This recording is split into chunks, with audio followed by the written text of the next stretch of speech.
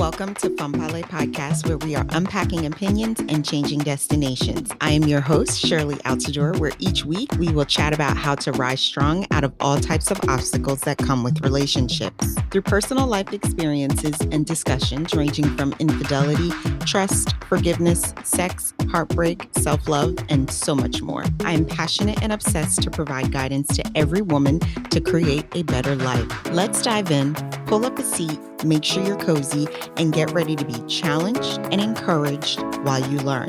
With me, your virtual girlfriend. Welcome back to another episode of Fanpale Podcast. Today we have a special guest with us today. We have Darcey, and Darcey is the host of Feeling Aligned podcast. She inspires women to level up through inner work by bringing out who they become and a money magnet. She is also a mama of a 2.5-year-old son, Miles James, and she is a lover on a mission to help others do the same. I tell you, your bio makes me feel special needs, Darcey. Like I can't read. But anyway, welcome. Thank you for being a guest on this show. How are you? Yes, thank you. I'm good. Thank you so much for having me on. So I'm going to pass the mic to you to add to that.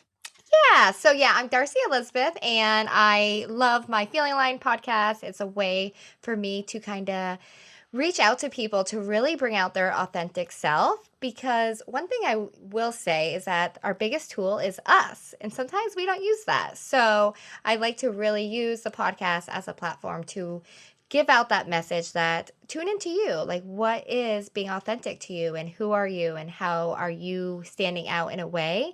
And also, I do like to talk about becoming a money magnet, because let's face it, money does make the world go round, and changing our mindset on where money goes and how we consume it and how we use it is something that I love to bring to other women. And I am also a single mama to my little man, who is my whole wide world. And I'm just trying to figure out the whole work-life balance of being that single mom, make sure I'm present, but also still running my business. I totally get you. I totally get the home and work-life balance. That's important for me as a mother as well. And being authentic to you. As you could see, this word, it's like makes me a completely special needs, because before we got to where we are right now, I was tripping up on this word like I couldn't read. But that's okay. Yes, that's totally fine. I do it too. All right. So now we're going to pass you the mic again to start with your story and share with us, how did you take your negative and turn it into a positive? Ooh, yes. Okay, so a little bit of background on me is I grew up in northern Vermont, and I actually have an older sister, and our parents got divorced when I was like 1 year old. So I was very young, and for the majority of my growing up period, my dad was MIA, and it was me, my mom, and my sister. This point, now looking back, was very hard for my mom, and she turned to alcohol, and unfortunately she was mean. It's kind of weird to say it now, but she was very mean, and I think she took out a lot of anger that happened with our dad on us. So I grew up in a home that was, it was broken, right? Mm-hmm. And I had very negative self-talk, because that's all I heard. And it really made me into an angrier person, an angrier teen. And I had a lot of resentment, right? And I also struggled with my body image. I struggled with not believing I was, good enough for all these ideas I have in my head. Mm-hmm. 'Cause a lot of times we have all these dreams, but our negative self-talk gets in the way. And there was a lot of challenges growing up. I was super embarrassed of our home. I remember I never wanted to bring any of my friends over because it wasn't as nice as everybody's. My clothes weren't as nice as everybody else's. So I constantly had this comparison game, and also a lot of, resentment towards my mom that made me an angrier person. Mm-hmm. And also made me strong. Mm-hmm. So, right, I was angry, but it also made me strong. It made me have that thick skin to be able to handle when people come to you with not nice words and being constantly talked down. So that was like growing up in a home like that. So I remember that at a young age, I met this guy and he ended up being my high school sweetheart. His family was amazing. He was great. He turned into my best friend. And I actually end up moving out of my house with my mom at age 16. So I was super young when I moved out. But it was a blessing for me because I was able to have this role model of parents that really, showed me like, hey, it's you are good and you are worth it. And that whole family component that I missed out on for so long. And, this is also not meant to put down my mom, but this is just kind of what happened. And I end up really leaning on him and his family. And even though his family was amazing and he was a good guy, we were super young. So there was a lot of, he cheated on me a lot. And at the time, I felt like that was all I had, right? And I had that negative self talk that my mom told me for so many years that I didn't think I was good enough, right? I wasn't going to be able to find anybody else. So I stayed. I stayed because that was my comfort zone. Those were like my parents. And we end up getting married. We end up getting married super young. I was like 21. Now I think of it, it's like that's not that young, but it felt like I was super young. And a year into our marriage, he cheated on me, and I finally grew that backbone. I don't know what happened, but I would say that'd be my pivotal moment. Is I was like, no, like marriage to me meant something like you weren't supposed to break. So when that happened, I remember I turned my whole life inside out, picked up, and I was gone. I hit the hills, and it was such an empowering moment because I always thought I could never do it, right? I thought I could never leave him. And I thought that I would also not know what to do because unfortunately, with a divorce, at least in my case, you also lose the parents, right? Like I also lost that parent figure that I had, and I didn't have anywhere to go because I did leave my mom's at such a young age, and I knew that she definitely would have, brought me back in. She would have let me back in, Mm-hmm. but I knew I didn't want to be in that toxic environment again Mm-hmm. because this was the moment I was like, you know what? I am made for more, and I am enough, and like really diving into that personal development piece. I even ended up going back to school, which I thought was something that I couldn't do. I got my accounting degree, um, and things shifted, right? Like I went to just one income, which was huge, right? I had to cut out a lot of things, but I knew that for me to be able to move on, that I had to do it. I had to be my cheerleader Mm-hmm. and make this change because I remember I used to always say to myself, if I have a little girl, am I going to want her to think this is the example, right? Mm-hmm. That's something I still do to this day. And now I do it for like my son. But if I have a child, do I want them to think this is okay? Do I want them to think that, it's okay to get cheated on, multiple times? Do I want them to not have belief in themselves? So after the divorce, I ended up, going back to school, trying to figure everything out. Luckily, I have so many friends in my corner. I have a great group of friends. So I just kept going along. But from that trauma of whenever it was from my childhood or from the divorce or getting cheated on, I ended up developing a extreme thyroid issue. So I had Hmm. hypothyroid to the point where I had to get it removed because it got so enlarged. Hmm.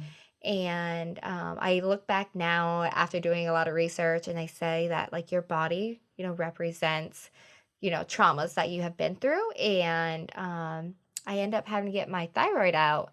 But before I got my thyroid out, I was told I wasn't going to be able to have kids. So I was at this point where I was like, oh, great. I'm divorced.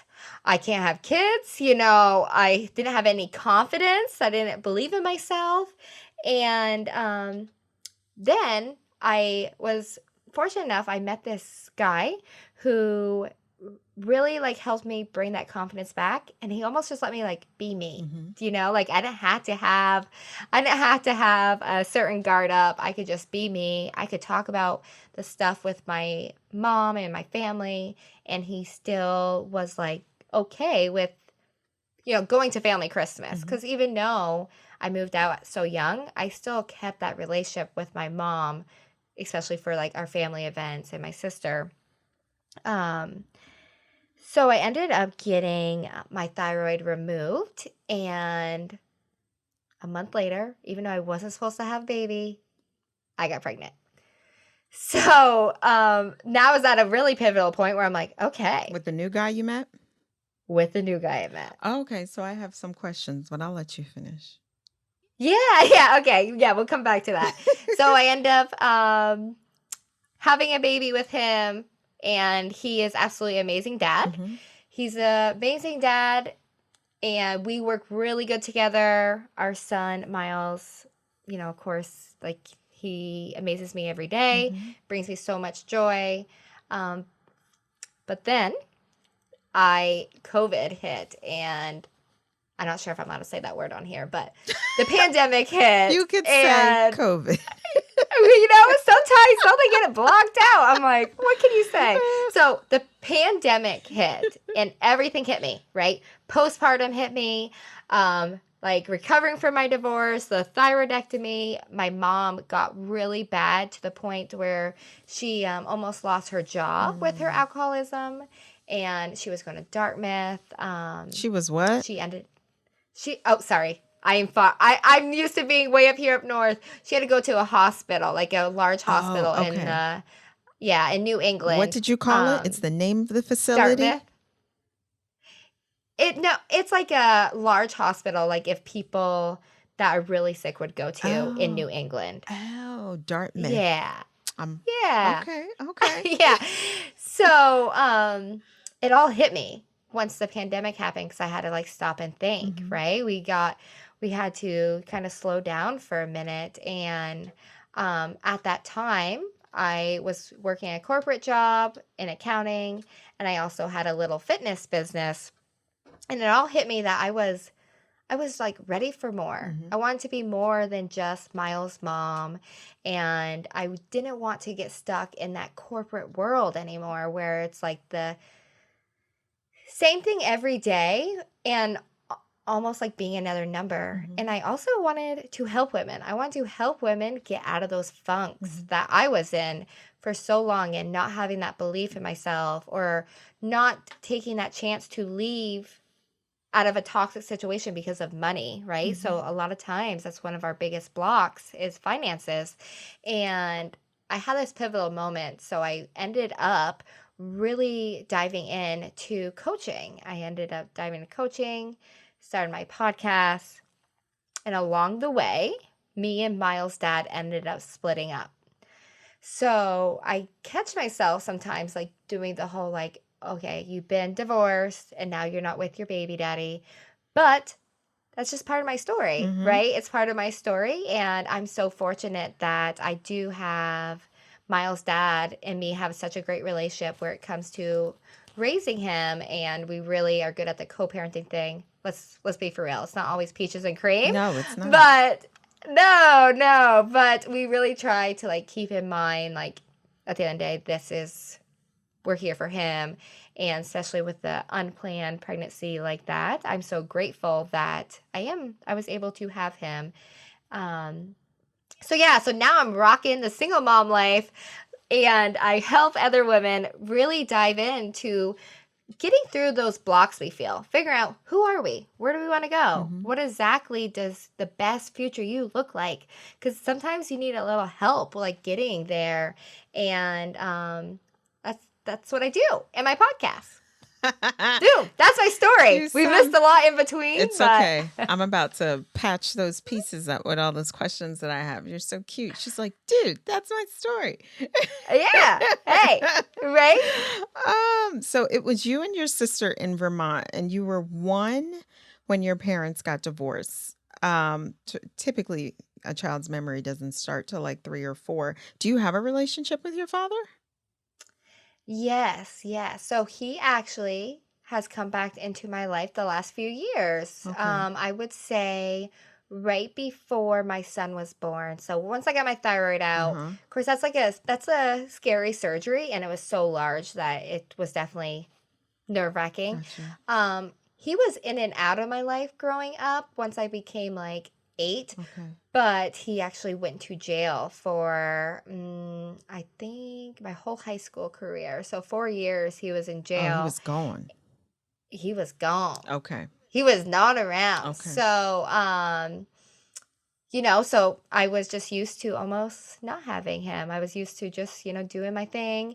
And I also had an extreme resentment, right? Mm-hmm. Like, I almost had this resentment, like, you left us, Mm-hmm. right? Because you're also, um, you're listening. As I said, children are always sponges, so I was always listening of what people would say about him and like put those pieces in there that maybe weren't always true, but that's what I stuck to. So for many years I had this resentment from him where I wouldn't let him in, Mm-hmm.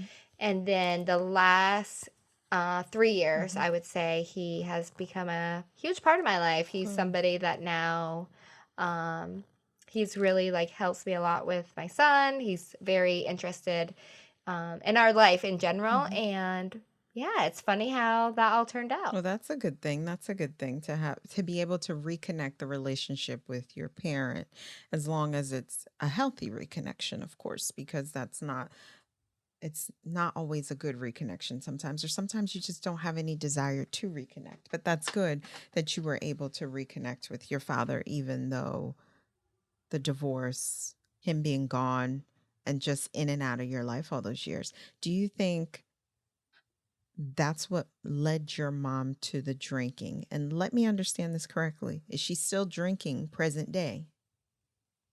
Yes.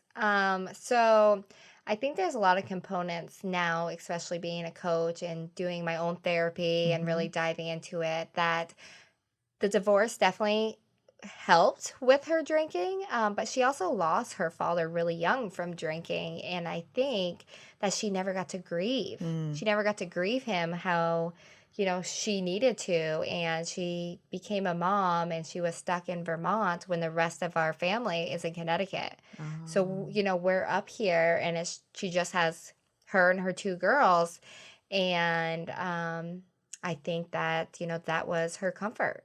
Alcohol was her comfort for so many years and still to this day. And you said your grandpa was an alcoholic who passed away from it, and alcoholism is hereditary.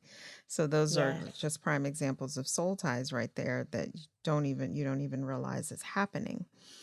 Yes. Um, Yep. so now it's you and your sister, your mom's drinking. You said she was really mean. Was it physical? Was it verbal? Was it emotional? It was definitely verbal and emotional for sure. Okay. She when those nights would come, I Mm-hmm. remember I would literally just try to pretend I was sleeping, right? Mm. Or go to a friend's house because I knew that for some reason, and especially out of the two of us, I'm the younger one, Mm-hmm. but my sister is 6 years older than me. Oh. And I always became the target because she was older, right? So she was like gone or she could leave. I mean, luckily for my sisters, a lot of times she would take me with her, but sometimes she couldn't, right? Got At the it. end of the day, the mom makes the rules. Oh, okay. So a lot of times I would end up being her target. And still to this day, I'm a little bit still her target, and it's definitely a hard road. Mm-hmm. But she, you know, between her regular and her drinking are two different people. Oh. And so I think I hold on a lot to who she's not when she isn't drinking. But yeah, it was very verbal abuse. Okay. Now at 16, you leave home to go live with your high school sweetheart. and his parents. Yes. You just, on a Thursday, you just made this decision that I'm just packing my stuff and I'm going to live with this guy. Yeah, so kind of. Now that I think about it, yeah, kind of. But also, I do remember his parents being like, "Hey, look, we're about to say something if you don't let her live with us." To Do your you know what I mean? Like, mother.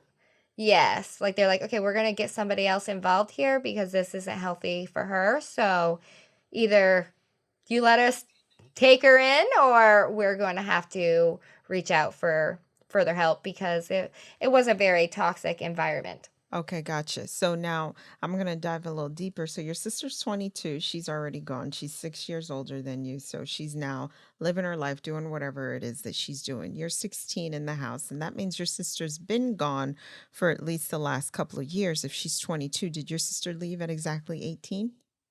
Yeah, she left at 17. She left at 17. So let Yeah. me, my rusty math, 18, 19, 20, 21. That's 5 years. So at 11, is that right? 11? Yep. Your sister was gone and you're in the house with your mother under this verbal abuse that she's putting you through. So now 16 comes around, his parents step into the game. Were you guys dating or were you guys just close friends? We were dating. Okay, so that's why the parents kind of came. We're going to take her, or else we're going to call the authorities to take her. Was it what Yeah. you were telling them, or was the living environment was the living environment bad? When I say bad, was it like hoarders? Yeah, no. Okay, so I met my high school sweetheart at 13, right? So I know. 13. I know. Oh. 13. And I was just like, they always invited me everywhere with them. So Oh. I was always with them. And there'd be like some nights they would pick me up and I would, be bawling or try to make an excuse not to go home. He would call me every night. That was back in the day where we always picked up the phone and called, right? Okay. You weren't texting. And so he would hear and he would tell his, family. And to be honest, for a lot of years, I kept it a secret because Okay. I almost like didn't want people to think I had that home life, Mm-hmm. and I love my mom, right? We love our moms. And I knew she would get in trouble. I think I knew she would get in trouble and I knew it was unhealthy.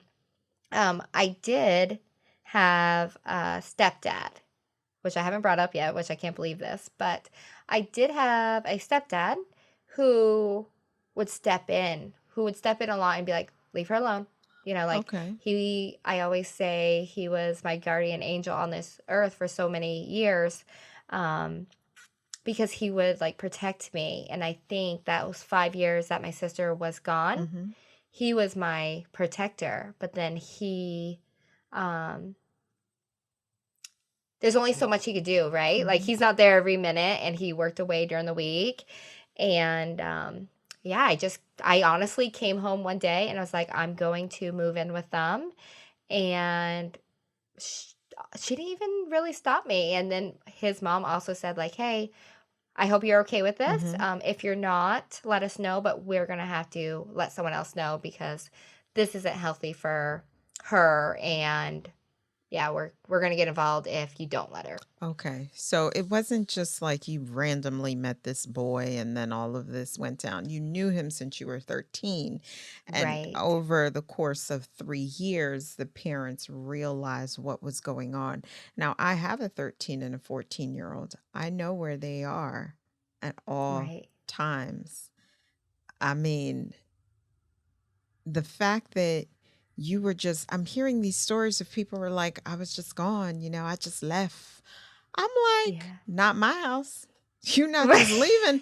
You're not just leaving in my house. I'm hearing these stories. I'm like, where is the parent? When are they going to step up? Like, you're telling me, like, they would just pick me up at night. And what would you Yeah. tell your mom? Sometimes wouldn't even say anything. See what I What mean? the It's such heck? and I know. And like now I notice I'm like a helicopter mom, but it's like how did she just always just let me? I mean, at 14 years old, I don't think I would have let my daughter stay at her boyfriend's house. No.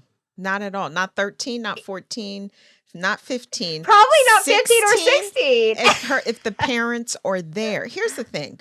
I'm not going to sit here. I'm a very realistic mother. I lost my virginity at 15. So I'm not one of those naive motherfucking moms that's like, oh, Right. you're never going to have sex. Don't do it. I believe in Right. sex before marriage. I get it. But there's some boundaries that's going to be set. You're not, no. 16, you are allowed to be at his house if his parents are there and Right. maybe for like an hour or two, because you don't want to be so overprotective, because I know what that felt like. You figure 16 in 2 years, this girl's going to be gone and doing her thing and legally can make her own decisions. At what point do I start to loosen that ring around their neck? So that's why Right. I'm saying that for me, based off of just reality in general. But 13, 14, you just leaving the house. Like I'm just going Mhm. somewhere. Where are you going? You ain't got no plans, you ain't got no business. And then you have a boyfriend. Don't tell me you lost your virginity at 13? No, I was not 13.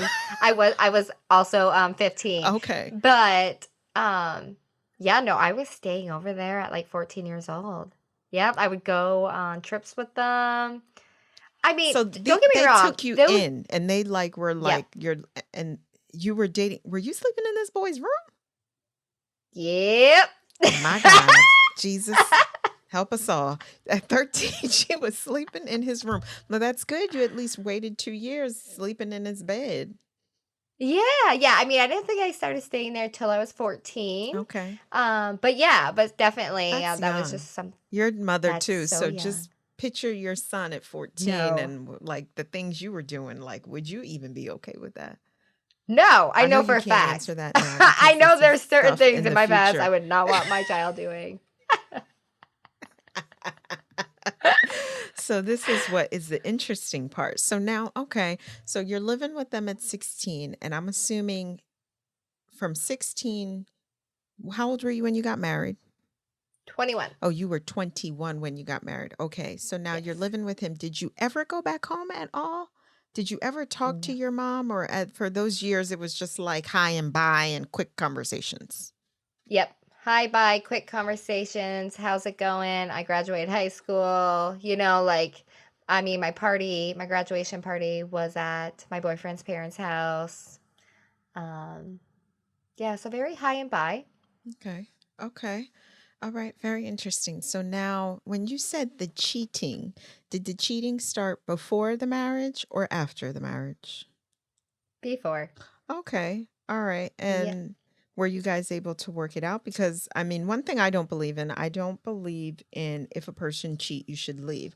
I do believe that if the person is a continuous repeat offender that has no desire to repair this issue, that is the best thing I can call it, that they're consistently doing, then you need to walk away from the situation because it does not serve you anymore. So Yes. I'm assuming you still loved him and you still wanted to give the relationship a try. Did you address the cheating with him and he was aware that you were aware, or did you keep this disclosed? Yeah, so every time it did happen, I always would try to put my foot down. I would end up moving into one of my friends' house or, um, really talking to him, like, what do you want? Kind of thing. And I think on the same, like, belief with you as, like, doesn't mean just because they cheat you have to leave. But like this was multiple times, and as I said, it's not like to put him down because I think back, I'm like, oh my gosh, thank gosh I had him and his family. We were so young, and he just obviously he liked the thrill, or Mm-hmm. I don't know. Mm-hmm. Everyone has their own thing, but what it was is after he did it when we got married, I was just I don't know. It was different. It was like somebody told me when I was a teenager, you're not done till you're done. Yeah. After he cheated on me, after we were married, I was done. Yeah. Like there's only so many times you can deal with that. And also like mentally, how many times can you keep feeling you're not good enough, Mm-hmm. right? That they had to go somewhere else. And let's all remember that him and his family is all I had. And I loved him. Like I loved him so much that as a teenager, I would address the situation, but then I would like almost sweep it under the rug because what would happen? Where would I go? I'd have to move back home, right? So it's like stay with somebody who cheated on you and his family's great, your life's pretty good, all your friends, or do you go back home where you were literally, you know, it wasn't nice. I got yelled at. It was toxic. So it was like I always pick to stay in a relationship. I see. So that makes sense as well because did that put a riff with his parents or did the parents always kind of know when to back off, know when to mind their business, or did that put a strain in the relationship with them? Because technically, they're not your biological child, you're Right. dating their son. So I feel like, as a parent myself, was their opinion always biased? No, they would call him right out. Okay. Okay, So they good. would, yeah, yeah. So they were very much aware. Where I live, it's very small, right? Mm-hmm. So when something happens, people find out. Mm. And his mom was always so good at addressing him and being like, listen, this is, that's not, do you love her? Like, why are you doing that to her? And she would never be mean to him, but she would sit us down and be like, hey, look, like, why you keep doing this to her? And Darcey, why are you staying? Like, she would always question me, like, girl, why are you dealing with this? I love my son, but why are you dealing with this? And yeah, now I look back and it's like they had a lot to do with it too. Like they had a lot of reason why it stayed. Mm. Interesting. Would you, I mean, looking back now when you think about it, which would, of course, this is a hypothetical question, w- would you have gone back or do you just cherish and appreciate the experience and it is what it is? But would you have gone Ooh, back to the toxicity in your mother's home? Because who else? It was just you, your mom, and your sister. The family was in yeah, Connecticut. And at this time, your father's incarcerated. So, really, what yeah, other option did you really have? You know, they wasn't going to put their son out. yeah. Looking back, of course, we always do this, right? Like, Mm-hmm. what would I do different? Yeah. Would I change anything? No, because I wouldn't be here today, Yeah. right? But looking back to that girl, I think I should have left. Like, I have this thing where it's like, I could have moved to Connecticut. I Mm. could have moved to Connecticut with my family. My family in Connecticut's very supportive. Mm-hmm. Um, So you had other and resources, which a lot of times I realize people always have another option. They just yeah, change is hard for people. That would have been a major, yes. huge adjustment. Now people was going to be all in your business. And I Hmm. mean, change is hard. And I do believe no matter what situation you're in, majority of the time, there is a second option that you can explore, even if you don't like that second option. Yeah, Yeah, that is yeah, a healthy second option. We're not talking about toxic second options. That's a whole nother right. topic of itself. But normally there are other options people can explore. But okay, so now 16 to 21, you guys are together. You get married at 21. Were you on birth control the whole time that you didn't get pregnant? I was not on birth control. I was not on birth Oh, control from 20 to 25 because they said I could not have a child. Miles is So a I miracle baby. he is my miracle. And if I wonder if I never got my thyroidectomy, if I would even be pregnant. So Oh, yeah, blessing baby. So now 21, how long were you married for? 1 year, Oh, that's right. That's right. one solid One year. year. So 22 now you file for a divorce. And where do you go? Because you said you got your accounting degree. So this whole time were you in school getting your bachelor's or your associates? I was getting my bachelor's, but I didn't start getting my bachelor's until I left him. Okay. I ended up moving in with an older woman in my community that was going to rent a room. And as I always say, the universe has your back. She ended up becoming like a second mom to me, and she Mm. still is till this day. And so I moved in there, and like she took me in, Oh, like she took nice. this broken heart 22-year-old that knew like I needed her, but she also needed me. she needed that like fun spirit back in her life, Aw. like jam sessions in the morning. And so I ended up moving in with her. And about 6 months later, that is when I met Miles' dad. Got it. So about 22 and a half, 23, roughly speaking, you met Miles' dad and you were getting this thyroidectomy and you're also in school. Yeah. Okay. Yep. Did you get Yep. scholarships or grants or loans, or was his parents paying for school for you?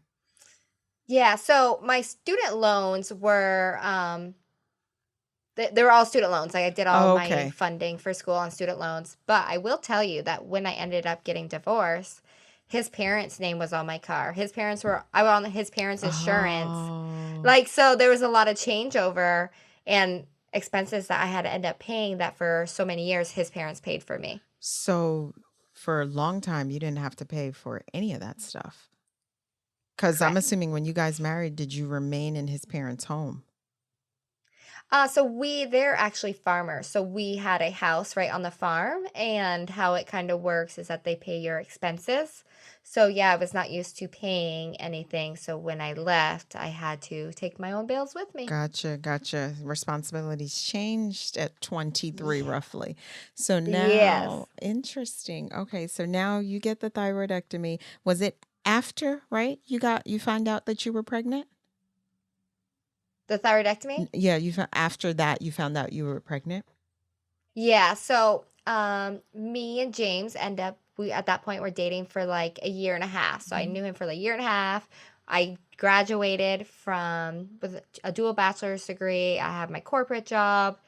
And then I get hit with the thyroidectomy, and I contemplated it for like 6 months. I tried like to heal it on my own, but it came down to the point where it's like, okay, you're gonna stop breathing, Mhm. so let's do this. And I remember going into it like thinking like, oh my gosh, I'm not gonna make it out. Mm. What if I lose my voice? The whole 9 yards. And to be honest, it was the biggest blessing I ever did, because whatever it did to my hormones, it allowed me to Have create miles. miles. Yeah. Yeah. So there's a blessing. And you know what? Everything was aligning because look at you. As soon as you got that divorce and you put your foot down, all of a sudden now you got a place to stay. Mhm. Look how that happened just perfectly. And not even too far from, I'm assuming, where they lived because you said in your community. Yeah. Yep. Not too Okay. far. Okay. So do you still have a good relationship with his parents? We're not going to talk about him. I don't care really what relationship you have with him. You guys could probably just be high and by. But the parents who took you in and who supported you for all those years, regardless what happened with you and their son, that's not really their business. But do you try to maintain contact with them? Yeah, so our contact is not like it used to be. His father actually passed away about two Mm. years Were you ago. allowed at the And funeral? yep. Oh Okay, yeah. good. Yeah, so his mom, she calls me, she checks in. If I see her, she's always, make sure she comes over. Um when his father passed away, I was very much included, which was amazing because at that point we weren't together. Hmm. But in my eyes, and like in his, like I was like his daughter. Hmm. And fortunately, thank you for this, but fortunately, right before that, I graduated, and I ended up writing a thank you letter to them just to let them know, like, hey, I would not be here today if it wasn't for you guys, and like how much I appreciate them. Because when you go through divorce, at the end of the day, it's still their kid, right? Like, it's still their kid. They got to be there for him. And I'm glad they were, because even though his actions led to the divorce, he was very sad. Hmm. He was very sad. And I mean, so was I. So I was glad, he had his parents. But so right before he passed, I ended up writing a thank you letter. And yeah, so he ended up passing away. And me and his mom still chat sometimes, not as much because my ex has, moved on, and he prefers them not to, which is totally fine.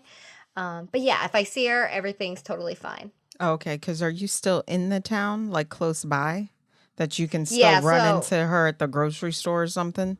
yeah, I'm a few towns over, but yeah, there has been times where we go to a restaurant and she's there. Okay. I gotcha. Yeah. That makes sense. I Yeah. mean, life has taken over. Her life has drastically changed. Her spouse has passed Yeah. away. So I get it, I get it. And Yeah, son for has sure. moved on. So really, in all reality, what would you need to speak to her for? And you don't want to bring back some of those memories, probably. Yeah. Yeah, because it was just as hard for them too. They had this, Mm-hmm. I was in their life for 11 years. 11 years, I was like their other daughter. And all of a sudden, bam, she's gone. Yep, she's gone. The She cord gone. has been cut. The cord has Yep. been cut. Okay, so now fast forward. You had the thyroidectomy. Miles is born. You're not with Miles' daddy anymore. But through all this, you've learned some major life lessons. You got your dual bachelor's degree, one in accounting, and what's the other one? Business. Business. Okay. So, how has life been now? Let's start from graduating. You got Miles. You're a single mama. How's life now? And your coaching business, and what made you go into coaching? Because you have an accounting degree and you have a business degree. So the business degree makes sense for the coaching because you need to know a little about business. And this is what entrepreneurs don't be. It's always good to have some type of business knowledge in order to run a damn business. Yeah, yeah. So here's the thing is that I went and got my accounting degree because I was good at numbers, right? Like I knew I was good at math. I got tons of math awards and I knew that I'd be able to make money. I was like, there's always a need for an accountant. I'm going to go get my accounting degree. But my true passion, and this is something for anybody who keeps having that feeling or that urge that they're supposed to be doing something else, kept coming up. It kept coming up that I wanted to help other women who were like me at that point before I got my divorce. That point where, and it doesn't have to be cheating, but any time in life where you get like super low on yourself and you feel like, I'm not good enough. Who am I? Am I even worth this dream? Am I capable of it? So I started to really dive into there, and I started out with fitness coaching, which even though I do have a love for fitness, I notice I don't have a love for nutrition. Like, I know it's good for you, but I don't want to teach you on it. So I ended up hiring a coach and being like really diving in to be like, what are you good at, Darcey? And one thing I am is I'm a great hype girl and I'm good with money.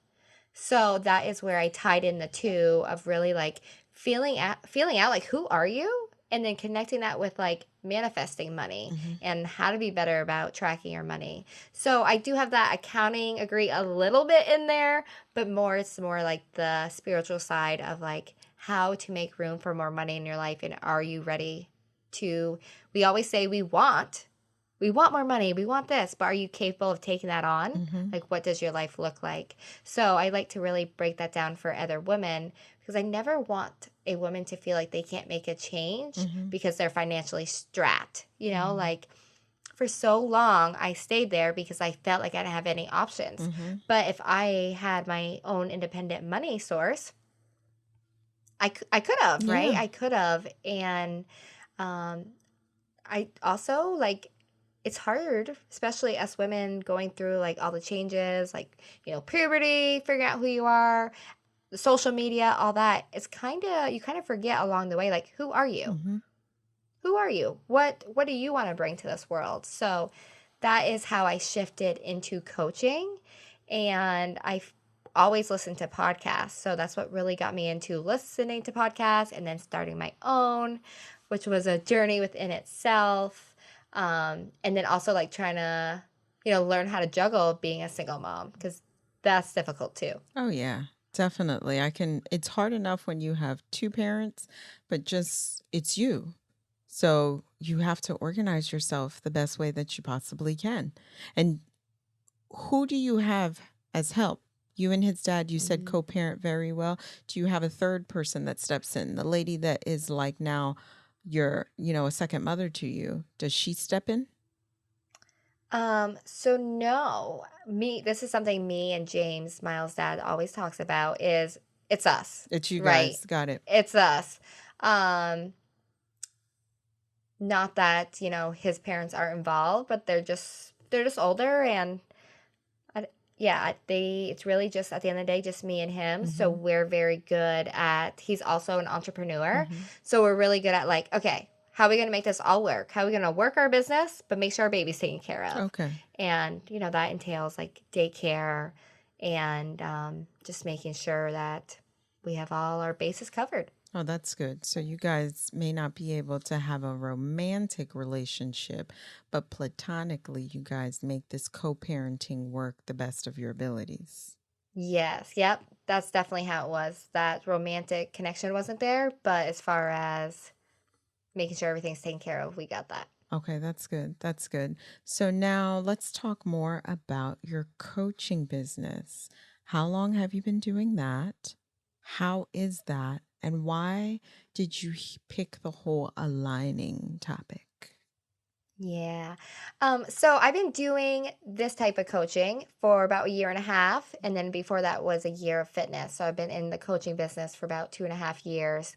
The reason I picked alignment is because, as I said before, we are our biggest tool and we don't use it. Mm-hmm. And just like you always talk about stories, our stories is what created us. Mm-hmm. The reason I'm here today is because I had many moments in life that Mm-hmm. turned into lessons of who I want to be as a mom, how do I want to show up, or I can do big dreams, right?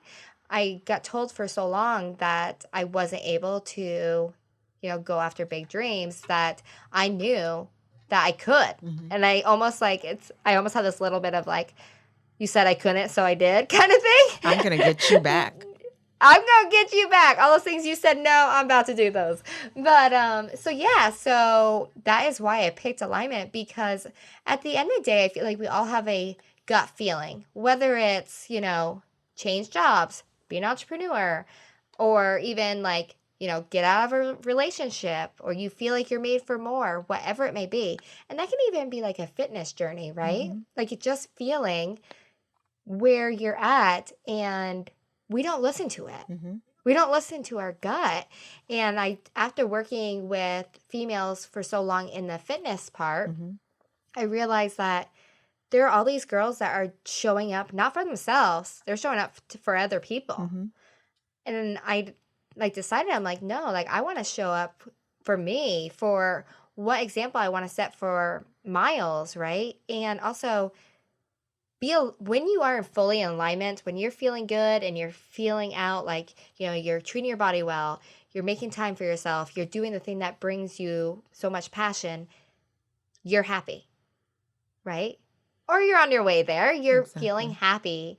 And one thing I know, especially in the world today, is that sometimes people get so negative. And that's not what life's about. Mm-hmm. Is every moment going to be happy? No, but like really figuring out like how to be more positive and be proud of yourself. Be proud of yourself for your story. Be proud of yourself for where you're going and all you have accomplished. And sometimes we forget that. We're always like looking for the next, Mm-hmm. or really diving into what makes you you. Mm-hmm. We don't need to be like so and so on social media. We need to be who I'm supposed to be, and that is our reason here. Exactly. Very inspiring of why you do the coaching. So, do you have an intuitive ability? How could you tell? Because the whole time when you were like, I picked aligning, and I've interviewed enough people that now I'm starting to like put puzzles Yeah. together. Yeah. So I'm very intuitive. So my friends are always, they always know. I'm very much of an empath. So I had to also create a life where I have a good balance with that, Mm-hmm. right? Because being an empath, you take on a lot of other people's feelings. Mm-hmm. So I think that's why my goal is to bring so much more positivity, because when somebody has that negative feeling about themselves or not feeling good, I'm carrying it too. Mm-hmm. I'm carrying it with you, girl. Exactly. So I think that's why I really like to dive into that, and using my intuition in my coaching, I think is what has got me this far. What has helped me get my clients the most results Mhm. because I do have a little bit of an ability. And I think the older I get, the more in tune I get, right? The more Okay. I start to really hack into it. I also do Reiki. So I carry a lot of energy that I can give out. And yeah, that's so funny that you picked up on that. I know. I I'm love telling I'm it. getting better. I'm getting better. Well, Yeah. I will never get to where you are, but I'm getting better at like connecting dots. So I have a Yeah. question. You might. How do you know? I don't know, but girl, You don't? I was talking about meditation the other day. I'm constantly falling asleep if it's too quiet or too peaceful or girl, I think you know what? Let me say this. Let me say this. Let me take it back. I can feel people's energy, but not the way you feel it. Like, I think it's more I walk into a room and I'm a people watcher.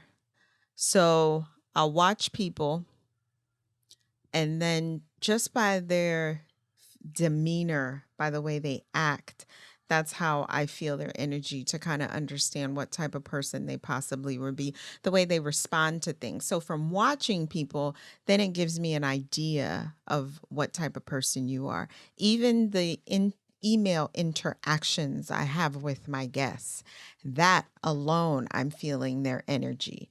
You understand what I'm saying? From just Mm-hmm. that email interaction, whether it's a real hype energy or whether it's a mellow tone or whatever they're giving off as, or someone who just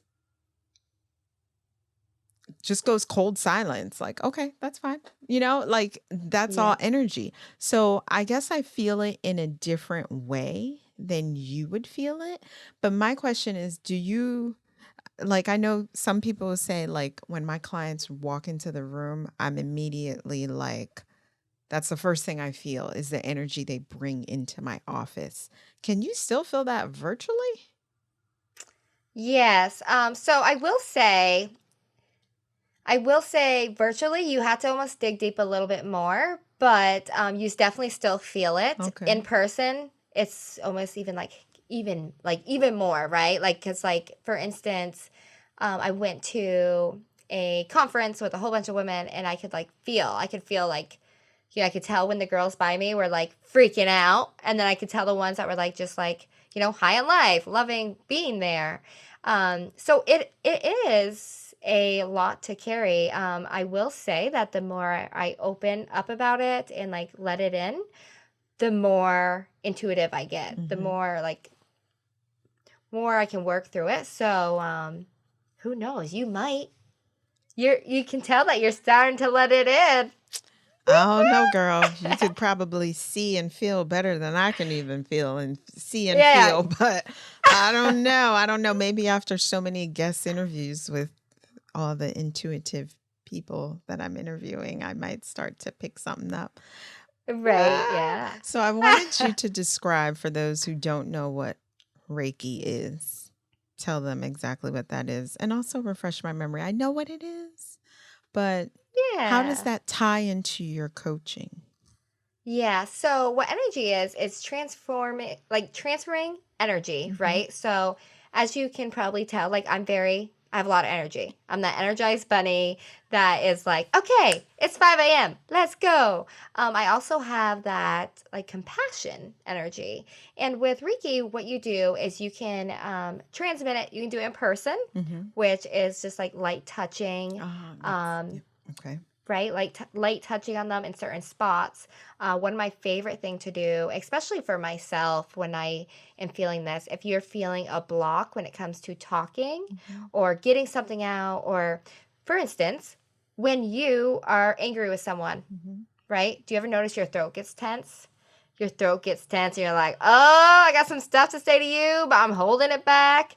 Reiki would dive into that, right? To release that energy and that tightness. Uh-uh. So, a lot of times when I work with other women, say if they're trying to get into public speaking or they want to teach classes, whatever it may be, I work a lot on the throat because it opens up that speaking channel. Hmm.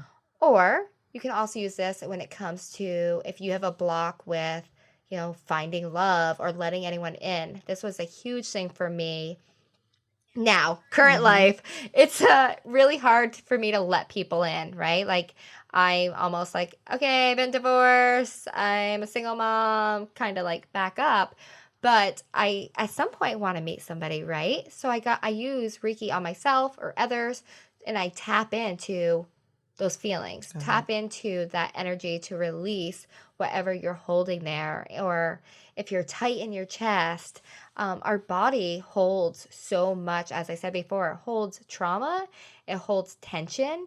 And for us to really get into figuring out those blocks, Reiki helps that. And luckily, I am certified in both in person and virtually. And virtually, it's more I teach them how to do Reiki on themselves, but I also um, like transfer it through my voice. I also bring in like sound bowls, Mm-hmm. things like that to tap Oh, into areas. is it the bowl that Yeah. goes like that? Yeah. Oh, okay. Okay. Girl, I'm telling you, I'm tying all this stuff together. Yeah. Okay. Yeah. So like the thing is a lot of times we have blocks, we don't even know it. We are holding stuff in our bodies. Some of us, our neck hurts, Mm-hmm. right? We are getting these headaches. What it does is it really just transfers the energy to get rid of those blocks, tap into letting your body tell itself, like, it's okay, you Mm-hmm. can release it. Mm-hmm. Um, and it's a great way for me to help my clients really like achieve their goals because we release those blocks and also figuring out like what is blocking me from becoming my authentic self, right? Exactly. Like what is blocking me from being me? Is it fear of judgment? Am I worried? Like that gut feeling, like sometimes our belly hurts or we get bloated when we're under stress. Like, what is that? And that's why I love to bring it into my coaching.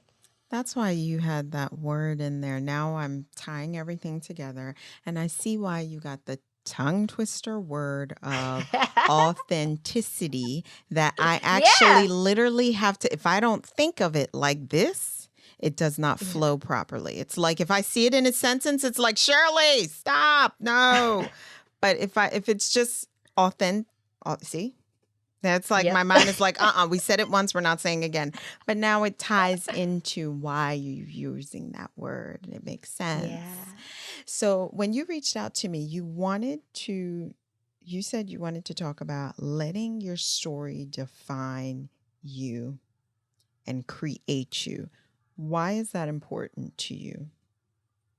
Yeah, so here's the thing. A lot of times we think about our past and people don't want to look back, Mm-hmm. right? They don't want to look back. They're like, oh, that was the old me. And And before you move forward, you're absolutely right. Do you know how many people a few people have reached out to me? And I think immediately they think they're coming on just to promote. But the minute I say, no, I need you to share a story. Oh, I never do yeah, that before. All of a sudden, now they either go silent and ghost and don't say nothing.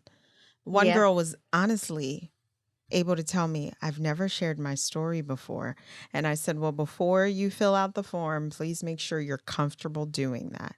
So you're absolutely right. When people hear sharing your story, they don't like that. That it's a right. little frightening to them if they haven't done the work that they need to do. Yep. Uh-huh. And Yeah. I've So, witnessed it here. Oh, this is a revelation. Go ahead, girl. yeah. So that's the thing is a lot of people don't want to look back. They don't want to talk about their story, but guess what? You're here today because of your story. Mm-hmm. And especially being someone who's a coach, that's my one of my biggest whys. Mm-hmm. So like one thing I love doing with my clients is having them write their story and then pick out those memorable moments that turned into lessons, right? Mm-hmm. So my mom, uh, all those components of her making me feel like I'm not good enough, Mm-hmm. I make sure that, I remind my son like, "Hey buddy, you got this. You can go after those big goals or you're handsome." Mm-hmm. Little things like that, little affirmations I like to put out there. I also realize that addiction runs deep, right? Addiction so many people struggle with, and I realize that's something that I want to make sure I'm very cautious that I don't bring into my life. Mm-hmm. And so the thing is that a lot of times people look at their past and they have like this resentment. They don't want to talk about it and they can't even believe it. Can I believe that I was dating someone at 13? was having sex at 15 and then moved in at 16. No, like, do I want to tell my son that? Not really, but guess what? That's what makes me me. That's what Exactly. made me here today. And using our story helps others. So when we put this Absolutely. out there, people start to go, oh, yeah, I know what she means. I Mm-hmm. know that feeling. Oh, there's someone else like me. And Mm-hmm. it gives you a level of reassurance that you are okay, right? You're not bad, because sometimes even people that have a rough, like a lot of rough teenage years, Mm-hmm. I see this a lot with my clients. They're like, oh no, we're going to shut that door. Don't Mm-hmm. bring it up. But Exactly. it's like, why were you acting out? Start to ask yourself that. Why were you acting out? What were you lacking? What Mm-hmm. did you learn from it? Mm-hmm. So I really like to make sure that people don't totally shut out their story. Doesn't mean you don't have to live in the past. Heck no, I ain't going back there. I don't want to. But you can definitely take that and be like, yeah, that's me. And now look. Now look where I am. I'm striving for more, and I keep going and letting my story be a reason I keep going. That's good. You're absolutely right. You're absolutely right. It's frightening for people, and people don't want to tap into their past because I feel like they haven't done the work. They haven't healed properly. So it's still frightening for them. And also putting your past on air. It's different Yeah. than sitting on a couch with your girlfriend and telling her your deep, dark secrets. The people who come on this show and share their past are very unique individuals because it's hard. You're talking about infidelity. You're talking about sexual abuse. You're talking about, I've had people use of drugs, alcoholism, just straight failure, not prostitution, but pimping in a marriage. Yeah. Yeah. How do you even pimp somebody when you're married? But I didn't even know it was possible until she told me. You get all these Hmm. stories. You do you see all these? And these people have taken their negatives and turned them into a positive. But there's Right. still a whole large group out there. Oh no, don't dare ask me about my past. They'll say to you, I done closed that door. Yeah. N- What does that mean? You've Yeah. closed that door. So I can't ask you anything. So that means you're still obviously have some major things you need to work on if you're still, these triggers are still robust. Yeah. That's why everyone needs to go to therapy.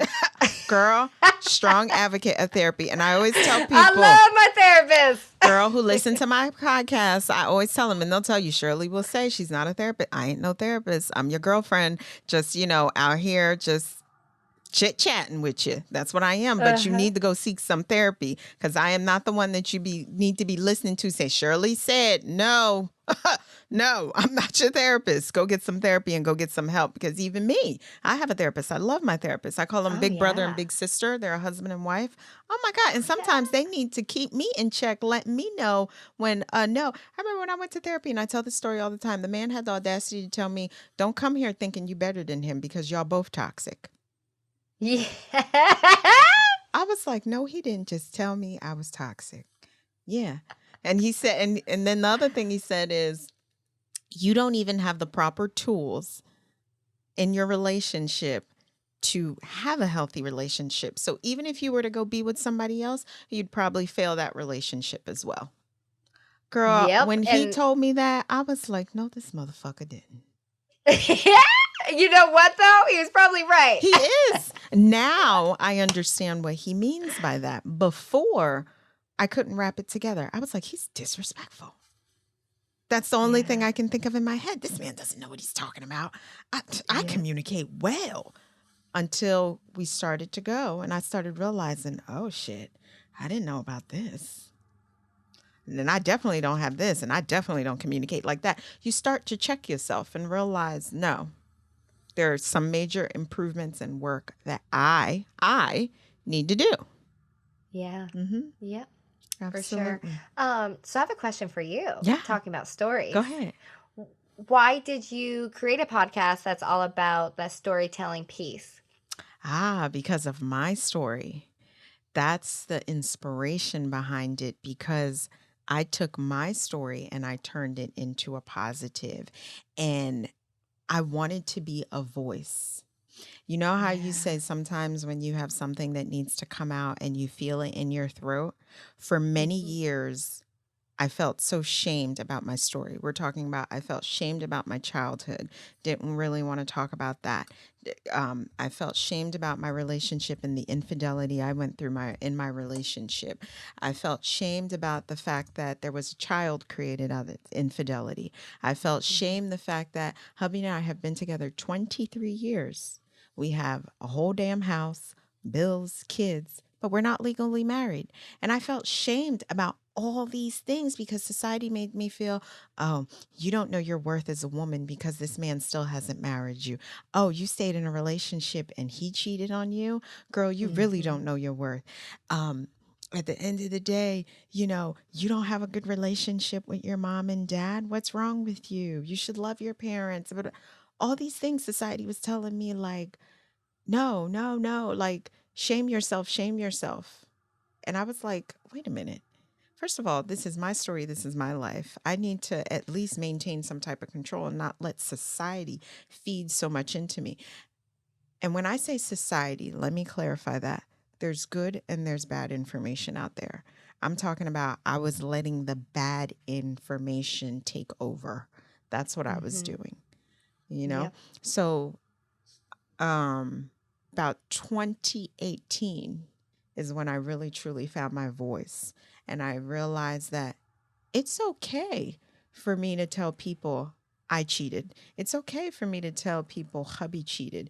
It's okay for me to say yes, and we're still together confidently, like we're Mhm. making things work and not feel shame about that. Because you know how many Right. women would look at me with side eye and say, and you still with him? Consistently. And it's mostly the women, not the men. Yep. We're 110%. always talking about women's support and women empowerment, and we supposed to stick behind each other. But I would always get dirty looks from the women. But I always had to tell them, but you do know I cheated as well. I can't sit here and throw stones. Mhm. I was the victim, I also was the perpetrator. So, Mhm. what do you have to say about that? And normally they go speechless because normally you only ever hear about, oh, he's the one cheating, so you need to go.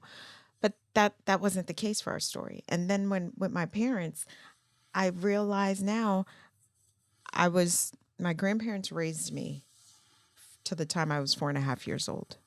I came here and emotionally I was detached from my grandparents to live with my biological parents. And that emotional detachment right there fucked me up for life, Darcey. And I didn't Mhm. even realize that. I had this secure emotional connection with my grandparents. Come live with my mom, it was like no connection, no emotional connection, no nothing. I still this day, I love my parents. I know they are my parents. But Mhm. you know how most people in conversation will just be like, hey, mom, hey, dad, blah, blah, blah. I just start conversation. So I don't attach the mom and dad to it because Right. that tie has been severed and it's never been able to be reconnected. Yep. So, all these things, this is why the podcast starts with your story because it takes a serious amount of courage. And people don't realize that to sit behind a mic for people to listen to the shit that happened to your life and take all the ridicule that comes with it. So that's why I Mhm. tell people you need to have some type of impactful story, rather romantic or platonic, to share with my listeners. Do you know how many people are listening that's like, oh my God, I'm not the only one going through this. Oh my God, there's someone else out there. There's someone else that cannot voice themselves right there. And that's why I'm so thankful for my guests because they don't realize how impactful it is. Right. You know how you took your situation and turned it into a positive. And I even love how you say, like, I'm a single mother with pride. Like, girl, from the day I met Mhm. you, you don't give a rat's ass what anybody has to say. I remember when you reached out to me, the first thing you hear him in the background, and you had no shame either. You're leaving me this voice message like, hey, like, we're long lost friends. Like, I'm just reaching out and your son's in the background. You're like, do you hear that? Like, Yeah. and that is like, first of all, I could tell like, oh, this girl has energy. Look at her. And she has no shame. You could tell right there, like, there's no shame attached to what you do. You accept me for who I am or else kick Mhm. rocks. Yeah. With your Yeah. son in the background. You were like, I'm Yeah. handling business. I'm reaching out to you because I'm interested. Oh, well, if you're ashamed about any of this, then maybe it's just not what it's supposed to be. Yeah. Yeah, for sure. And to be honest, that's what makes my life a little easier, I feel like, because I show up as me. I show up Yes, as me with the kid in the back, and a lot of moms have so much guilt when they say single mom. they do. Like And you could when I hear even the when I guilt tell in the people, voice because yeah, you when didn't I have say, it "Oh in your yeah, voice. I'm a single mom," and like people will come back and be like, "Oh my gosh, you didn't stay with them," and I'm like, "Girl, Mm-hmm. come here, Mm-hmm. let's talk." And I see you doing that. And this is what I'm talking about. So this is the reason behind my podcast is absolutely taking ownership of my story, Darcey, which took a long time for me to do. Yeah. Yeah. Yeah. And earlier when you said there's a whole bunch of people that don't want to talk about their story, they haven't reached that point yet, They right? haven't. They're still sitting that point where they're like embarrassed and ashamed. And my thing is that at the end of the day, we all got shit. We all got something. We all did things we probably shouldn't have that we're not proud of. So when you start to fully kind of embrace it and just be like, yep, this is me. I am that single mom that is, here's a good one. So I'm a single mom, but you see me a lot like going out to business meeting, conferences, and I get a lot of kickback. But it's like, okay, I am a real good mom, but I still have my career, and that's okay. Yes. And that's me. And, some people like it, and then some people unfollow me. Exactly. And the ones who are meant to be in your corner will continue following. That's just what it is. There are zillions of people out there. I realized a long time ago, it is very unreal for you to think that you're just going to connect with everyone. When I started the Right. podcast, I mentally already told myself, guess what, Shirley? Everyone's not going to fucking like you. Yep. Everyone's not going to like the message that you're putting out there. And that shit is okay. And I've learned to accept that. Somebody gonna have something to say. And that Oh, yeah. shit is okay. Mm-hmm. So, For sure. for sure. So what is one positive, influential, motivational word you want to give to our listeners out there? Can it be authentic? Here she go with that word again. Here she go with that word. She loves it.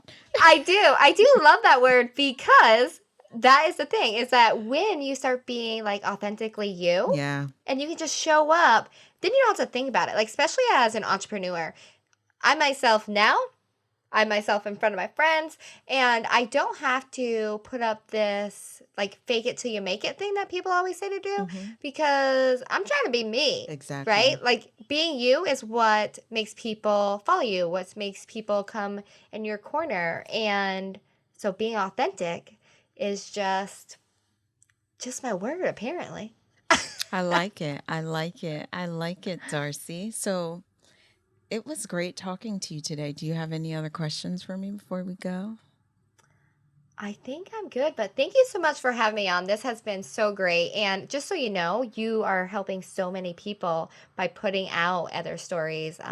Especially you go in depth, which a lot of times we just kind of like skip through, right? Like when I first told my story, I was just like, yeah, this. Okay, we're done here.